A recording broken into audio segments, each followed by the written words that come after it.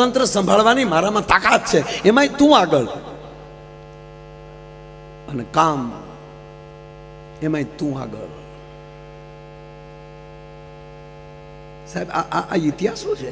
આ ત્રણેયમાં જે પત્ની એના પતિને આગળ રાખે ને એ પત્ની મોક્ષના દ્વારમાં મોર આગળ થઈ જાય છે સાહેબ. ચોથા ફેરામાં એ આગળ હોય છે.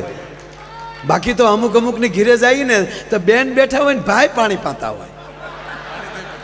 પાણી થઈ ભક્તાણીઓ એ ભીતરમાં પાછી ભાઈ.